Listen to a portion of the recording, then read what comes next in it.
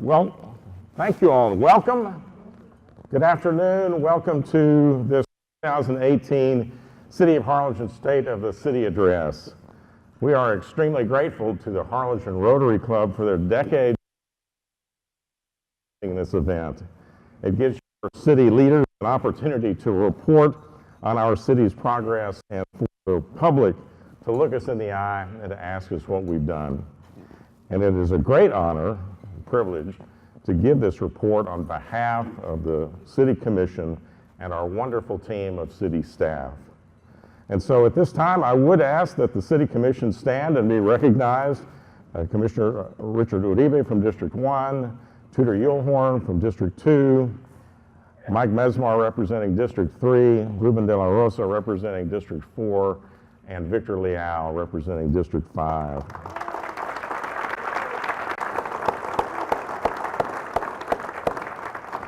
Gentlemen, thank you for your leadership and for your commitment to this city. And I would be remiss if I did not also thank your spouses as I thank my wonderful wife, Anita, for all of her support. Thank you. Likewise, I'd like to recognize City Manager Dan Serna and ask him and our city staff who are present to stand. Please give them a round of applause.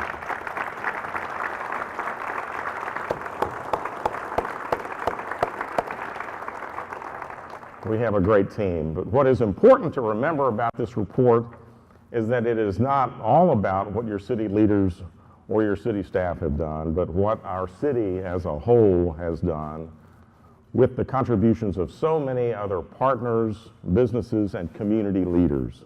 And so I am proud to report on the amazing things that we have done together in 2017. Harlingen is a great city. Harlingen acted like a great city in 2017. Harlingen dared to dream big dreams and accomplish great things, and we did. Harlingen made history in 2017. Throughout the year, we saw economic activity and building construction going on in virtually every corner of our city.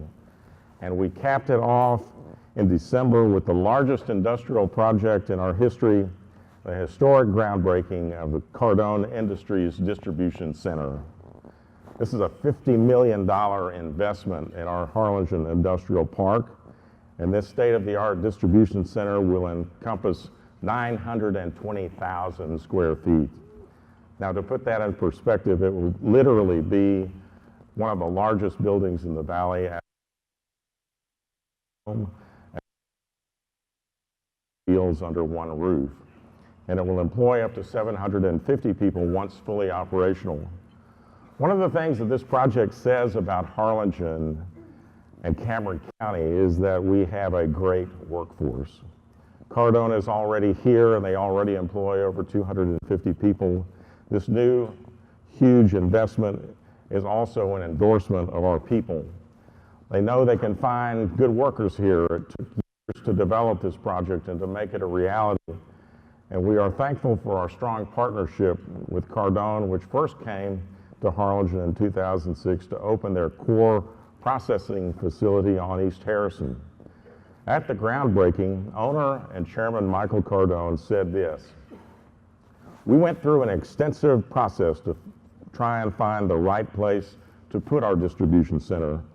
Not only was it financial, not only was it logistically strategic, but the people and the city were very important to us. As we went through that process, we felt very strongly that Harlingen was the place for us."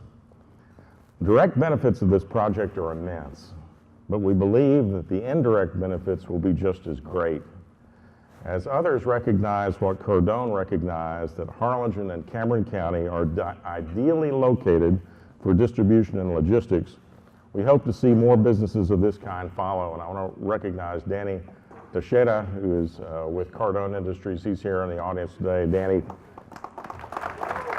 thank you.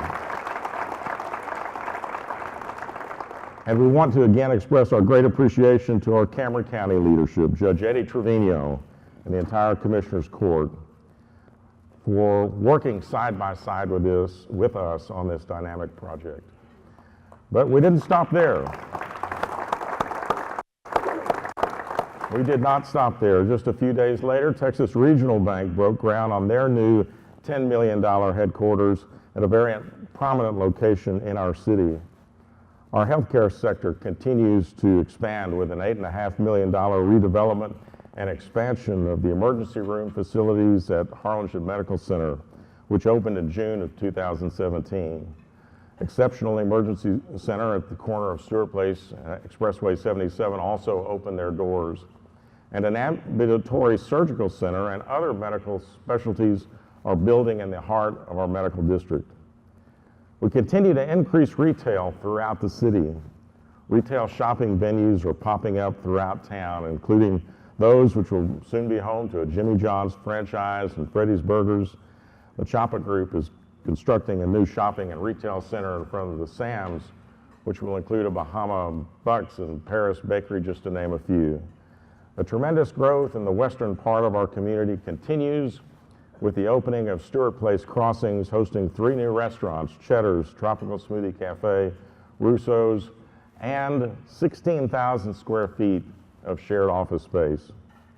Moreover, our downtown buildings are filling up, with the American Bar Association occupying 27,000 square feet on the 3rd and 4th floors of the historic Reese building. 9 new businesses opened in our historic downtown last year. Other new businesses like Harbor Freight opened, and Fox Valley Molding is expanding their existing facility, creating new jobs, highly skilled, high-wage jobs, and an increase in their payroll. In March, we broke ground on our cold room inspection facility at the Los Indios International Free Trade Bridge, another partnership with the county and the city of San Benito. This project, which is nearing completion, will make Los Indios a much more attractive and viable truck crossing, port of entry for trucks bringing produce from Mexico to the United States. As exciting as seeing national franchises locate in Harlingen, it's equally thrilling to see local businesses thrive and expand in Harlingen, including new locations for longtime favorites like Blanquitas. A famous Vermilion restaurant, longtime a fixture in Brownsville, made its way to Harlingen, and we're also seeing McAllen-anchored Palenque Grill finding its way to our great city. Last year, the Harlingen Chamber of Commerce cut the ribbon on 70 new businesses. We also saw 2 new hotels break ground, the Homewood Suites and the Fairfield Inn. All told, the total number of building permits issued in fiscal year 2017 increased by 30% over fiscal year 2016, with a corresponding construction value increase of nearly $11 million. Overall, 14 more commercial subdivided lots and 242 more residential subdivided lots were developed in 2017 compared to 2016. Along with all of this retail and commercial growth, Harlingen has seen an unprecedented 16 consecutive months of positive retail sales tax growth. Fiscal year 2017 ended with the overall positive sales tax growth of 4.4%, and that compares very favorably with other Valley communities.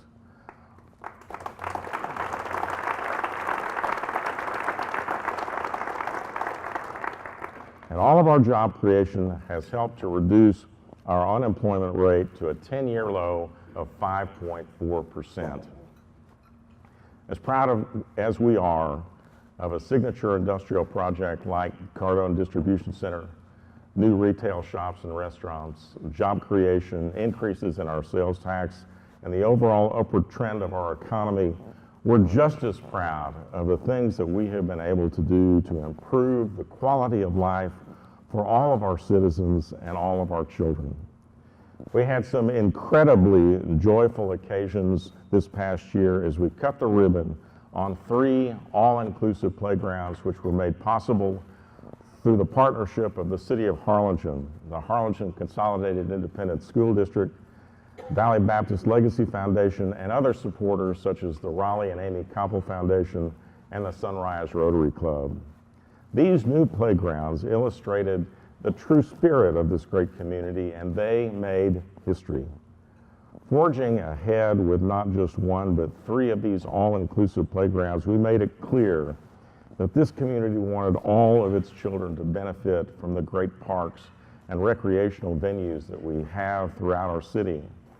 The Parks and Recreation Advisory Board and our city staff listened to mothers who told heartbreaking stories of having to avoid parks and playgrounds with their special needs children. They just didn't want to see what they couldn't do and enjoy. No longer do they have to avoid the playgrounds because they can't participate. Now they can play side by side with other children while they all have fun. I'm proud that our city stepped up and made this a priority. And Harlingen has set a new trend.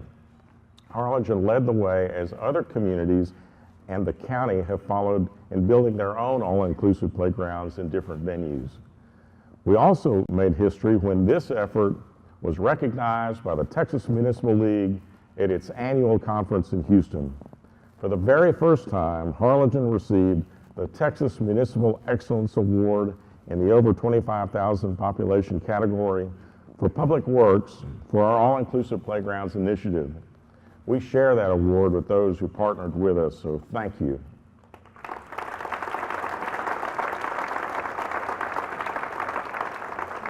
Parks are important to Harlingen, and we have the most parkland per capita of any city in South Texas. All of our parks are important to us, and every one of them received attention and improvements this year. From a new parking lot and playground equipment at Bonham to improvements at each of our swimming pools, we know that investing in our parkland is good for the soul and the health of our community. Promoting good health in our community has also become a priority. The Mayor's Wellness Council and Healthy Harlingen have supported a number of initiatives to improve a healthy lifestyle. We placed second in the It's Time Texas Challenge in 2017 in our category, and we're in the lead this year, so we need to keep logging those points. We supported the move of our farmers market to the City Hall parking lot next to City Hall. That, combined with new shade structures built with the support from the Legacy Foundation, have made the farmers market even more popular and increased its attendance. And it seems like we're seeing walks and fitness challenges every month, in addition to time-honored events like the Jalapeno 100 and the Texas Sizzler. We also saw our first sprint and Olympic triathlon in Harlingen. Viva Street, sponsored by the Harlingen San Benito MPO, and this month, we will host Harlingen's first fully sanctioned Boston Qualifier Marathon. It's important for us to promote and expand these events, not only to promote good health and set the example for our children, but hey, it's good for business. It attracts visitors to our city to participate in the fun and healthy competitions. In 1891, Chicago won the competition to host the 1893 World's Fair. And in doing so, they assembled some of the greatest architects of the age to build structures and landmarks that would host the world. One of those architects, Frederick Law Olmsted, understood that the most important element of creating their appearance was landscaping.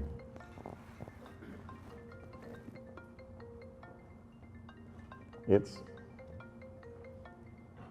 my daughter. Right. Olmsted was the greatest landscape architect. I was going to put that on, airplane mode, but I didn't. Olmsted was the greatest landscape architect of the age, and he knew that the landscape was both the canvas and the glue that tied everything together. There's going to be a quiz after this, so that was Francis Law Olmsted. Remember that, make a note. Great cities don't just have great buildings and architecture, they have great landscapes.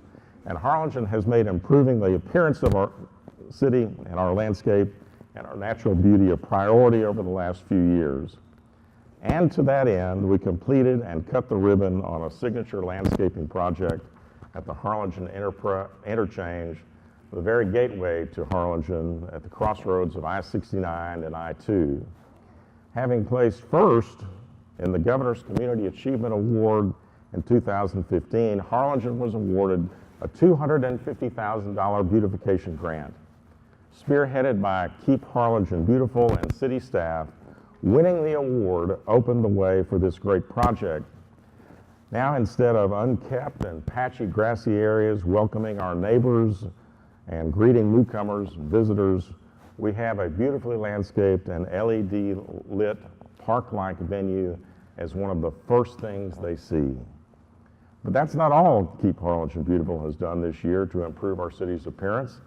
In October, on a cold and drizzly day, KHB and our park staff improved over 12 canal banks throughout our city, planting 780 shrubs and trees along the way. This project improved the appearance of a great many neighborhoods. And continuing our commitment to our neighborhoods, we partnered once again with the Texas National Guard and Operation Crackdown to remove blighted structures throughout our city. These blighted structures are also dangerous and serve to attract graffiti and drug use. This year, we knocked down 30 buildings, bringing the grand total over 6 years of partnering with the Guard to 243. Our Community Development Department has also been instrumental in improving the neighborhoods by financing the construction of 29 new homes and improving 16 others. We've talked before about the great partnership the City of Harlingen has with Habitat for Humanity. And thanks to their board and their executive director, Wayne Lowry, not only do they continue to help people with new home ownership, they have now made Harlingen their headquarters, taking over the old Zarsky Lumberyard operation for their new home. This is a home run for us as they anchor their operations here and invest in our community.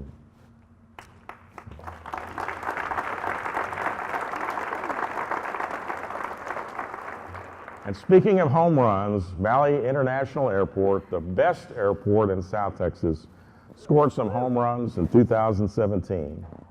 50 years ago, Harlingen made history when Southwest Airlines began operations. This is a photo of the actual cocktail napkin Herb Kelleher Drew has now famous plan on. We might have modified it a little bit. No one knew then how important the Harlingen-South Padre Island leg would be to the airline's future or just how big Southwest Airlines would become. But we know it today. And in July of 2017, Valley International Airport marked its 15th consecutive month of positive passenger growth, averaging 7.5% increase over the previous year. Although Hurricane Harvey negatively affected the boardings for the months of August and September, we still finished the fiscal year up 5.3% over last year. Sun Country resumed its seasonal service with direct flights from Minneapolis, and they couldn't be happier. Their load factors, the number of passengers filled as a percentage of passenger seats available, reached a staggering 99.6% in April, leading to an increase in weekly service and an extension of an additional month's service through May in 2018. United Airlines also has seen a 9.6% increase in passenger boarding in Harlingen. Combined, all the airlines increased the number of available seats by 8%. And even with more seats, the load factors continued to climb. And the good news at the airport wasn't just for passenger travel. 2017 also saw a 16.4% increase in air cargo shipments to and from Valley International Airport. In October, FedEx added an additional wide-body flight between Harlingen and their Memphis hub. And they have hired an additional 52 employees just to handle this new service. Already, in the top 90 of air cargo ports in the nation, these increases may get us close to being in the top 50. So congratulations to our airport leadership.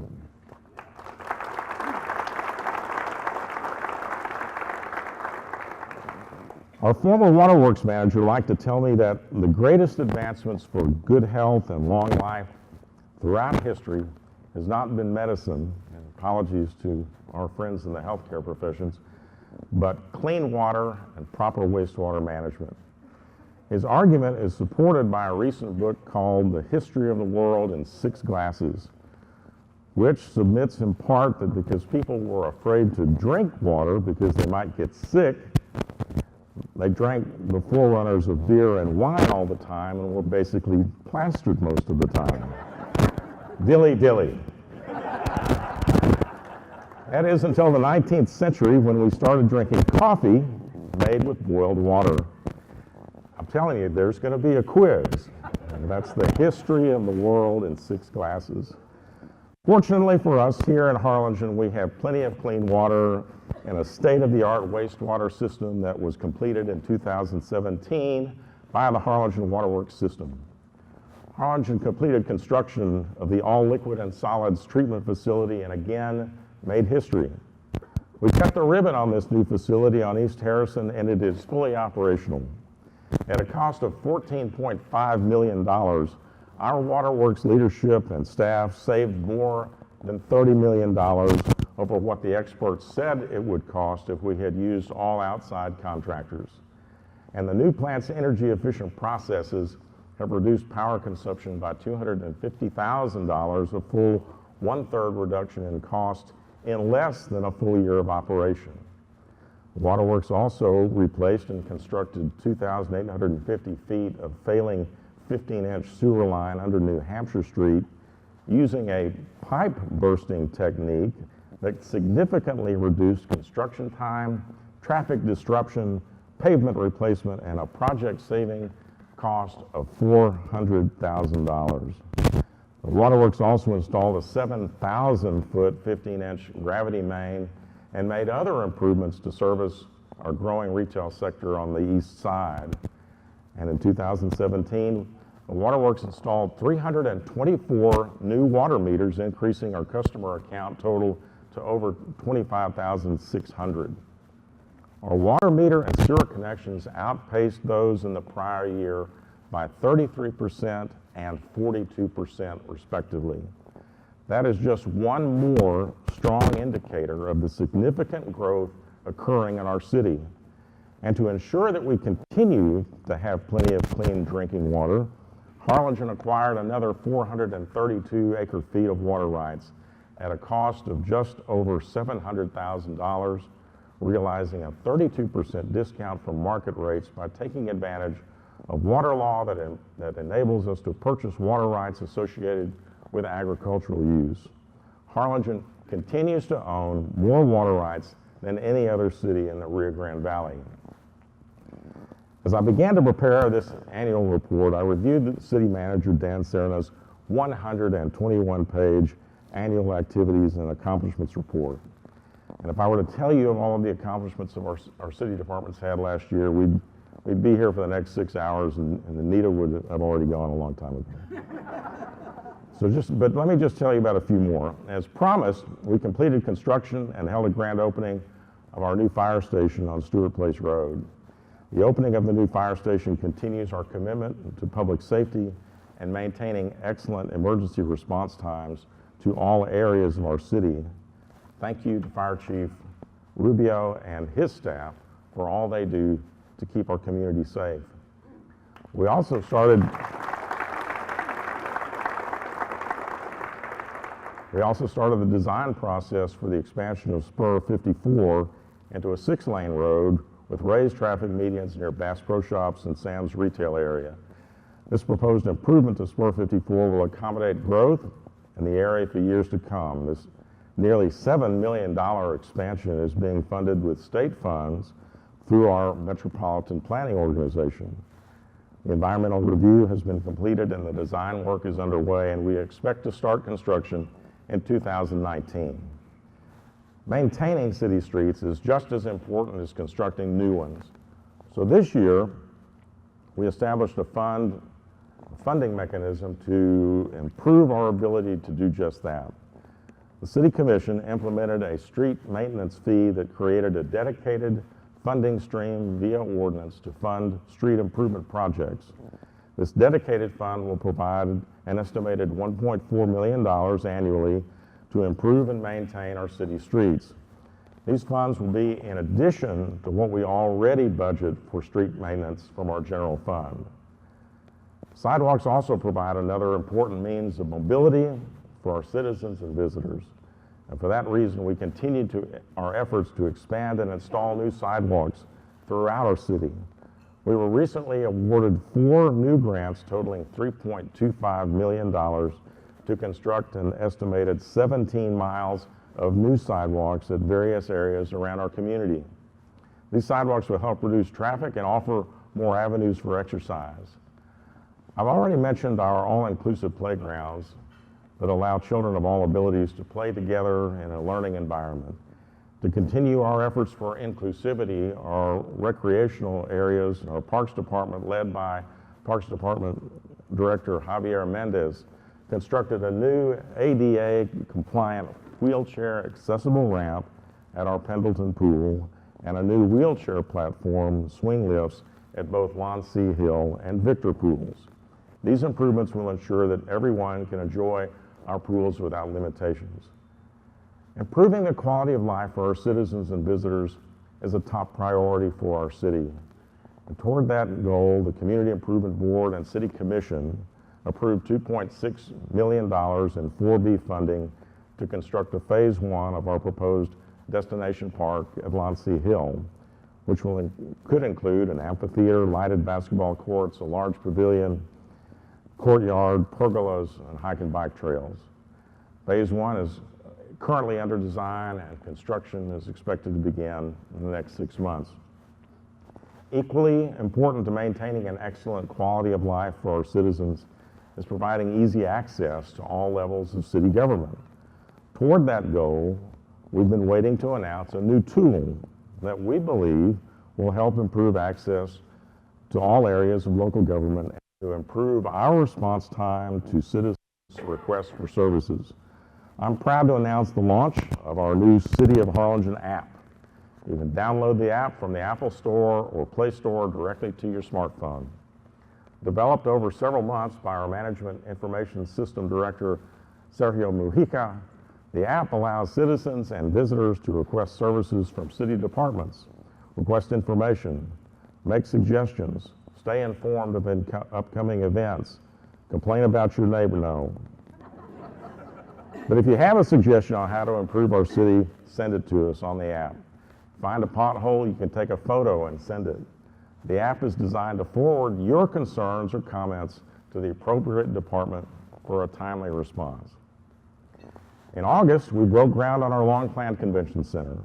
At that groundbreaking, I joked that Harlingen had not built a municipal building of this magnitude in over 50 years, and that every 50 years or so we should build a new building. This will be a building that our community will be proud of. It will reflect our identity and our culture with both indoor and outdoor spaces. It will be a place to host visitors to our city in ways that we currently cannot. And it will be a place our own residents can use and enjoy. The 44,436 square foot building will sit on 8 acres and feature a 16,200 square foot ballroom, 4,000 square feet outdoor covered pavilion, and total meeting space of 20,000 square feet. The ballroom will be capable of seating 1,500, and we expect this new convention center to open for business near the end of this year, and we are already fielding a lot of calls with interest in using the building for all types of events. The $16.7 million investment is being paid for with money set aside for this type of infrastructure from our tax increment finance zones, our hotel motel taxes, and some of the 1/8 cent of retail sales tax, which funds our Community Improvement Board projects, such as parks and other quality of life projects. No general fund revenues are being used to finance this project, so it does not take away from other city services like police, fire, or streets. And it will be the first such meeting facility in the valley which is actually connected to a hotel, a Hilton Garden Inn to be built by our developer BC Lind, the developer of the redevelopment of the historic San Anthony Hotel in San Antonio, just one of the many projects they have done.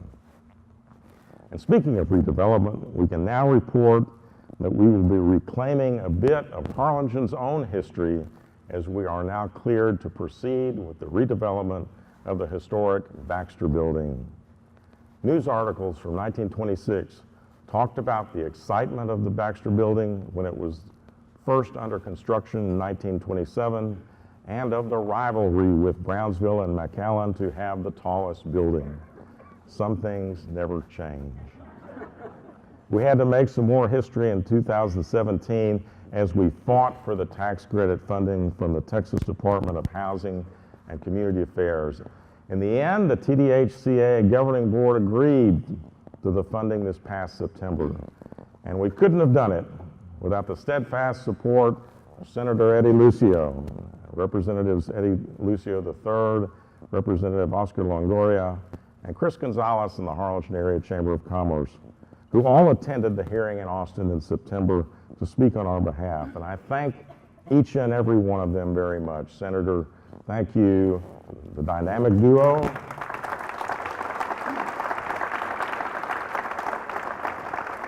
But our project also has had the support of 2 other cities in Texas, and I want you to hear what they had to say in letters to the TDHCA board.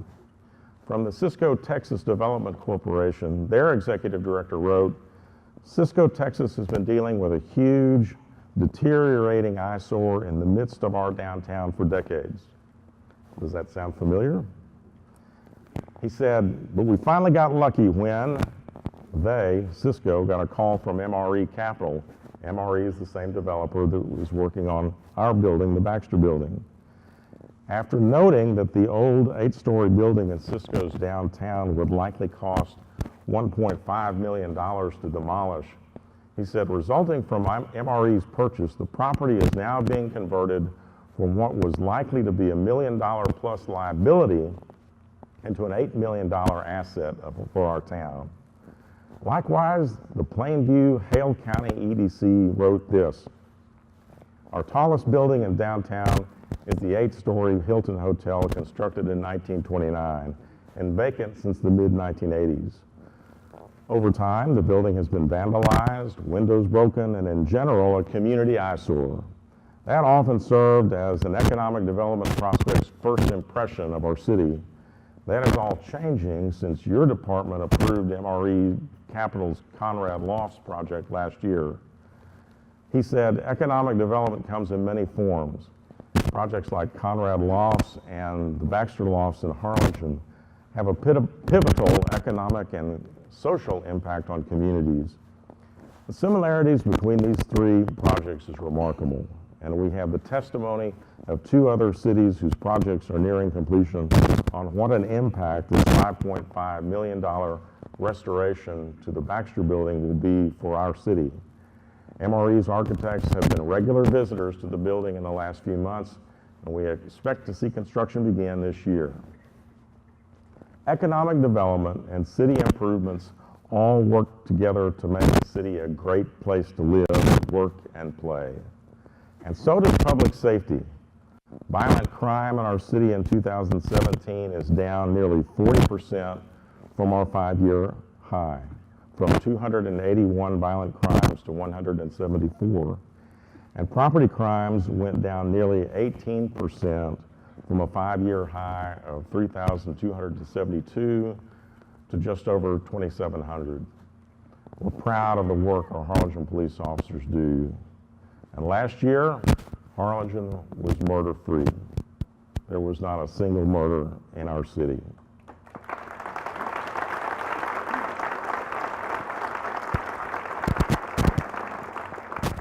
Much of our success with the department has to do with Chief Jeff Addix and his team's commitment to community policing. Community policing is a concept that had its origins when Sir Robert Peel organized London's police force in 1829. One of the historic principles of community policing is to prevent crime and disorder as an alternative to repression by military force. The first police force in 1829. And there's going to be a quiz, I promise you. In community policing, the men and women of the police force gain respect and the willing cooperation of the public by officers getting to know the neighborhoods and its citizens. Community policing was not widely embraced in the United States until the 1980s, but here in Harlingen, the Harlingen PD is doing an exceptionally good job at it. Programs like Run with the Heroes, National Night Out, Friday Night Bike Rides have all contributed greatly to the sense of partnership between our community and the police department. One of their programs, Shop with a Cop, brought deserving young elementary students out before Christmas to spend a $100 gift card at Target while shopping with a police officer and a community volunteer. In most cases, the police officers added their own money so that these kids could buy things not for themselves, but for their other family members. This kind of selflessness and connection with the community was a beautiful moment last year, and we congratulate the department on the outstanding program.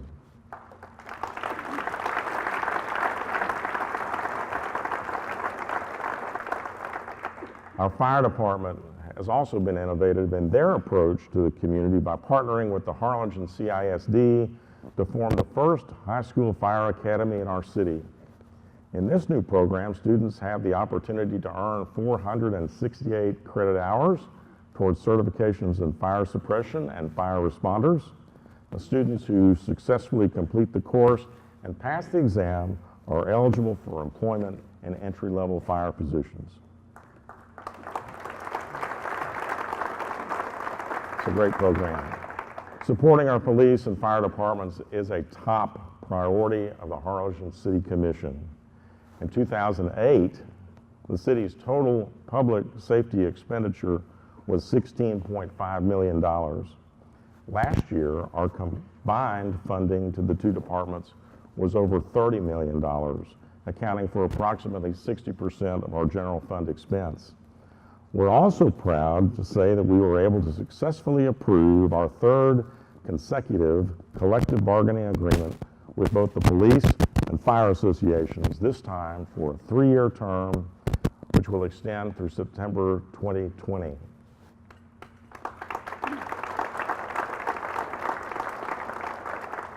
From October 2008 through September 2020, both our police officers and firefighters will have received an average annual pay increase of 3.3%. And that's a significant accomplishment and one that we're proud of. The city's continued, well, let's clap for that because that compares, I think, very favorably with the private sector in terms of annual and a long-term commitment that we've made to our public safety men and women. The city's continued success is also reflected in its financial and fiscal stability and strength. In 2017, our property tax base increased 3.48% to $3.4 billion, and we ended the year with nearly $17.7 million in our fund balance, which represents 149 days of operations. Our revenues exceeded our expenditures, and Standard & Poor's once again affirmed our AA- rating with a positive outlook. That's better than the United States of America. Standard & Poor's noted our tax rate was low, they say flexible, that our budgetary performance was strong, the city's management is strong with good financial policies and practices. They noted that the city has a strong history of consistently maintaining reserves above 30%, which they view as a positive credit factor. They also praised the fact that 71.7% of our direct debt will be repaid within 10 years. And they also concluded that there was a 1 in 3 chance that S&P would raise our credit rating within the 1-year period outlook. So as most of you know, Harlingen has not raised its tax rate in over 10 years. In fact, we slightly lowered it in 1 year, and we have one of the lowest tax rates in the valley. Our county leadership is to be commended for adopting the Freeport tax exemption at the county level, so that now we have the exemption on inventory at the city, school district, and county levels. Last year in this address, I also praised the county. Last year, I also praised the county for this effort, but what I could not say last year, but was confident of, is that it directly impacted our ability to attract Cardone Industries distribution center. Tax rates matter to industry and business, and now we are primed to attract more.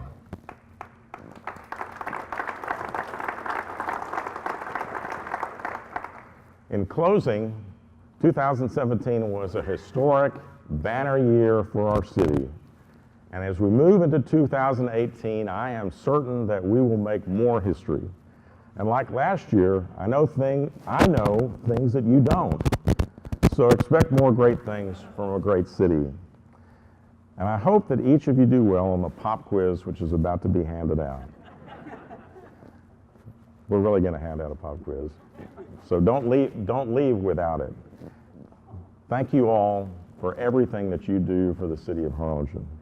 God bless America, God bless our great state of Texas, and God bless this great city of Harlingen.